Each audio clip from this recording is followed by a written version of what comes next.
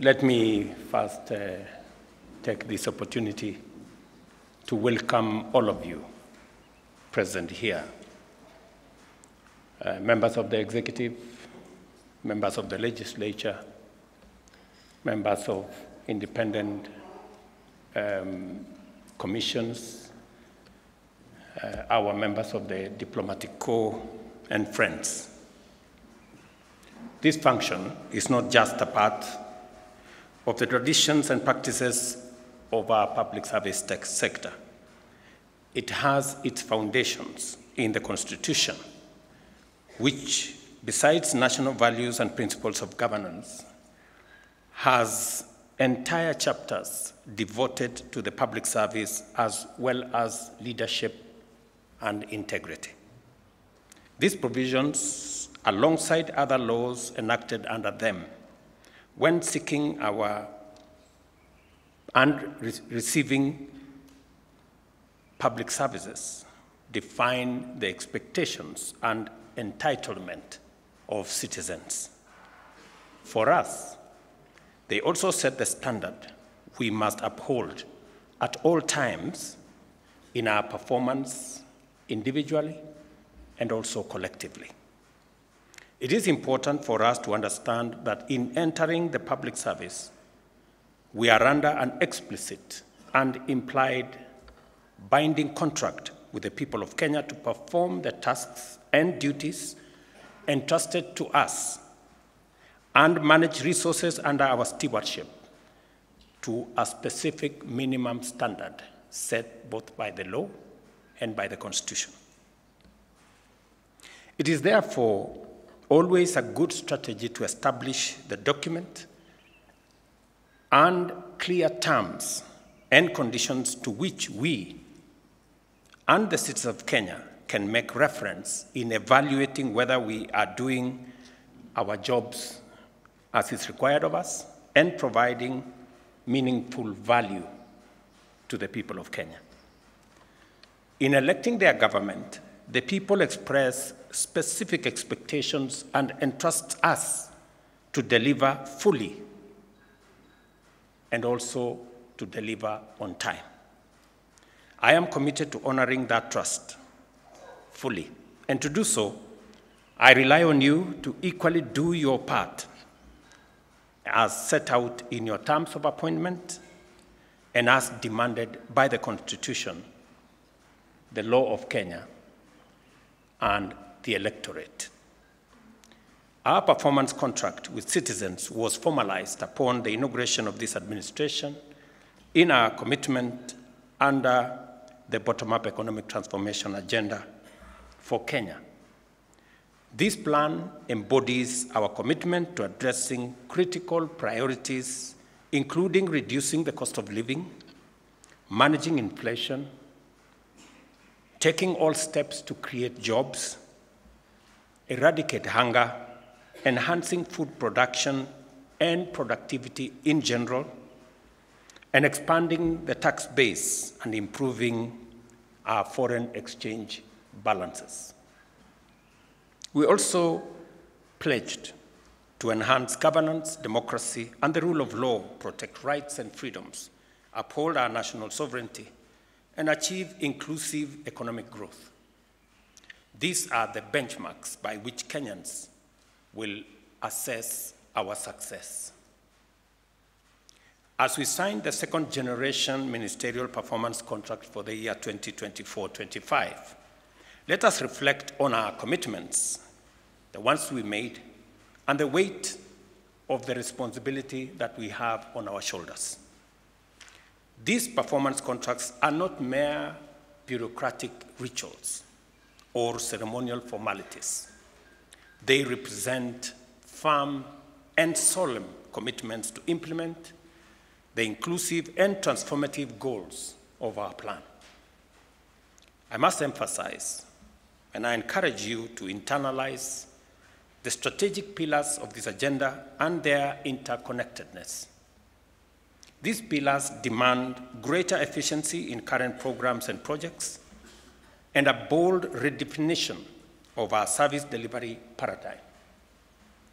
Agriculture, for example, is critical to ensuring food security, empowering farmers, creating an ecosystem of micro, small, and medium enterprise, drive job creation, and also build on our economic growth. Affordable housing, on the other hand, enhances dignity and stimulates not just the construction sector, but the whole manufacturing ecosystem in our country. Universal health coverage fosters a healthy, productive population, making sure that no citizen is left behind. While the digital superhighway and creative economy positions Kenya as a global innovative and innovation hub, enhancing our efficiency and also building on our competitiveness. These pillars define my performance contract with the people, which have been directly executed by me and through cabinet secretaries and accounting officers. We are therefore united under a solemn bond to fulfill these commitments for the benefit of our nation and to make this country a better place for all of us. Performance contracting arises from our recognition of the need for a structured mechanism to transform Kenya into an industrialized middle-income economy with a high quality of life for all our citizens by the year 2030, as envisioned in our Vision 2030. It subjects each of our actions to objective benchmarks to evaluate progress and ensures that the needs and aspirations of the people remain at the center of every effort that we make. Over the years, performance contracting has proven to be a robust accountability framework, ensuring the effective use of public resources to meet constitutional mandates and also to meet citizen expectations. This year's contracts integrate the priorities of the fourth-term medium-term plan under Vision 2030 and the strategic pillars of the bottom-up economic transformation agenda. These plans aim to maximize the impact of scarce resources on Kenyans, particularly those at the bottom of the economic pyramid. A society, ladies and gentlemen, is best judged by how it treats its most vulnerable members. And interventions targeting those at the bottom of the ladder will eventually uplift everyone. By aligning their functions with these commitments, every ministry, department, and agency contributes to a rising tide of inclusive prosperity. The contracts we signed today are action plans for urgent, precise, and efficient execution. I expect each cabinet secretary to take personal responsibility for achieving the targets outlined in their ministry's contracts. There is no room, ladies and gentlemen, for excuse or delay or failure. Accountability must cascade through all levels of ministries, departments, and agencies to individual officers. At the end of the financial year, each cabinet secretary will receive a performance report card reflecting their ministry's achievements. These scorecards will ensure that performance contracting is not seen as a meaningless ritual. This scorecard will carry recognition, rewards, and sanctions which will be applied without fail. Excellence, integrity, efficiency, and consistency will be rewarded, while failure, negligence, waste, and misconduct will promptly invite corrective action. It is important that performance contracting is deployed in ways that raise the levels of engagement and motivation and promote greater conformity with the values and principles of public service. In other words, I fully expect to see continuous improvement in responsiveness, efficiency, and integrity of our officers collectively and individually. To ensure seamless implementation, the National Treasury will disburse available budgetary allocations on time. Lack of funds or delay in their release should not be an excuse for failure to serve citizens. Consequently, our planning, budgeting, and execution functions must operate in closer harmony to achieve this goal. After more than a decade, I believe that the time has come to institutionalize performance management. This is why a public service performance management bill is being finalized and will soon be tabled in Parliament.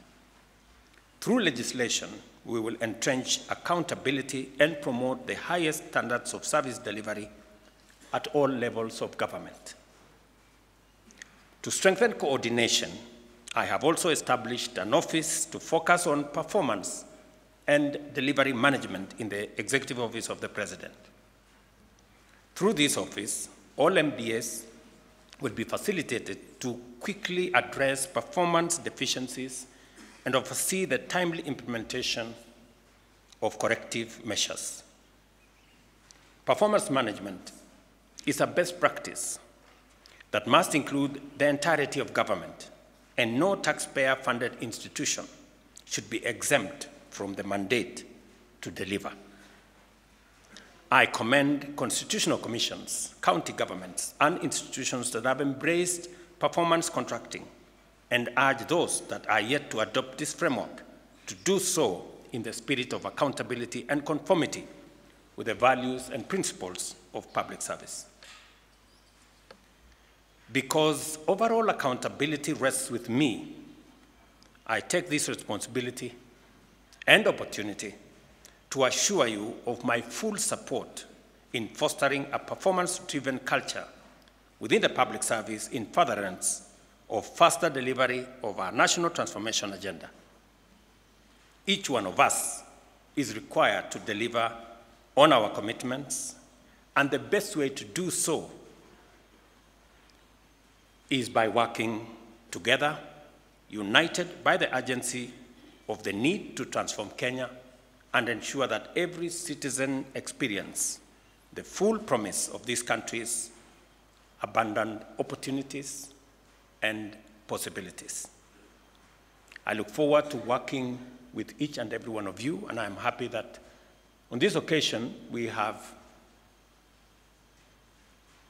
chairmen of parastatals, we have a chief executive of government agencies present here, so that we can approach this with a whole of government drive and momentum.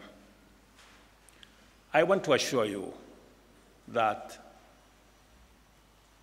although we are in a difficult place globally, economically, but I am very confident that we have the team, we have the people, and we have the plan and the goodwill to transform our nation. I have no doubt in my mind, and there is no room for failure. We must succeed. We must build on the synergies that exist within government departments, work together towards creating the momentum that is going to make each and everyone succeed. I want us to understand that the failure of one sector of government, one department, one agency, one ministry affects the overall performance of government. And therefore, it is our collective responsibility to make sure that using the whole of government approach, that we ensure that we build the necessary momentum and also synergy so that we can succeed together. The executive will not succeed if the legislature does not succeed. And the judiciary will not succeed if the executive or the legislature does not succeed. The success of Kenya is going to be the success of every arm of government and every department of government and every agency of government. And that is how we are going to succeed. I want to assure us, as the people of Kenya, that we are in a very pivotal moment. We have taken on a transformative pathway. We have taken on very difficult assignments. For a very long time, close to 15, 20 years, we haven't thought with clarity about our education and the funding of our education. We have decided this time round to bite the bullet and sort out the funding in our education sector and provide clarity on the education of our children. For a very long time, we have imported food in Kenya when we have the wherewithal, the capacity to produce enough food in our country. We've taken on that responsibility, and we are making strides. This year, by God's grace, in a very long time, we will not import some of the food products, including maize. I am equally very proud that we are making significant progress in the production of sugar in Kenya. Something that has been so difficult. We've had to look for COMESA safeguard waivers since I was Minister for Agriculture almost 10 years ago. But this year, by God's grace, and with our farmers working hard and the support we've given them, we have seen a drastic reduction in importation of sugar. We have taken on another very difficult assignment to make sure that we give decent dwellings to the people of Kenya, especially the vulnerable, especially the disadvantaged, those who live in slums without toilets, without electricity, with no sanitation. We've taken on that assignment because we have decided a different pathway for Kenya. Rather than lament about our situation, we have taken on the responsibility to do something about it, however difficult it may be. We have taken on the responsibility of universal health coverage. I know 2 successive presidents have attempted and they didn't quite succeed. 2 successive governments have attempted, they didn't quite succeed. We have decided that we are taking on this challenge because there are too many Kenyans that die out of illnesses that we can treat. There are too many Kenyans who end up in squalor and poverty because of hospital bills. We have decided that this time round, we must get it right and make it possible for every citizen, irrespective of their financial status, that they can get the highest level of treatment in Kenya. Difficult, yes. But rather than lament about a not so working NHIF, an NHIF that has bills dating 10 years, 15 years. We've decided to correct that situation. And I promise you, we will confound the naysayers. We will succeed. This country will not fail. This great nation that God has given us will succeed. The enemies of Kenya will be put to shame because we are going to succeed. And we are going to take this country forward.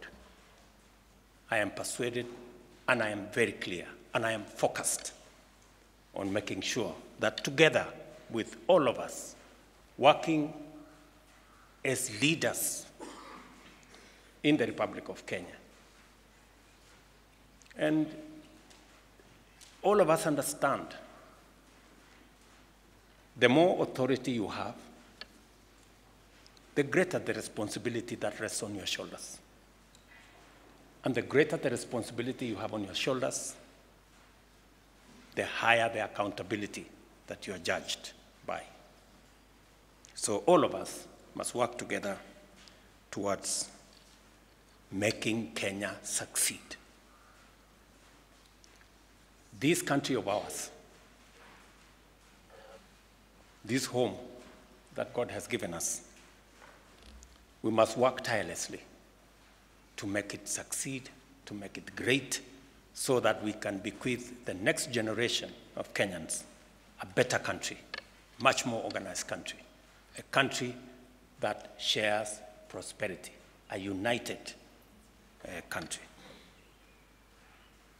So, ladies and gentlemen, I am asking of all of you, the people who've served in different capacities, the people who have the privilege and honor to occupy whatever office in the service of the people of Kenya, that we join hands, we work together, and we focus on making this nation great. I want to thank you very much for coming for this function. I look forward to working with the ministers and the PSS and those who run different government agencies in making sure that we deliver on the commitments, on the mandate, and on the assignments that have been signed off here today, so that our nation can succeed and we can meet the expectations of the people of Kenya. We will make the other steps as we go. I'm sure every ministry is going to look at the individual departments and also agencies in the different ministries to make sure that they become part of this whole of government approach in the delivery of our assignment given to us by the people of Kenya. Thank you very much. God bless you all, and God bless our great country, Kenya. Asanteni sana.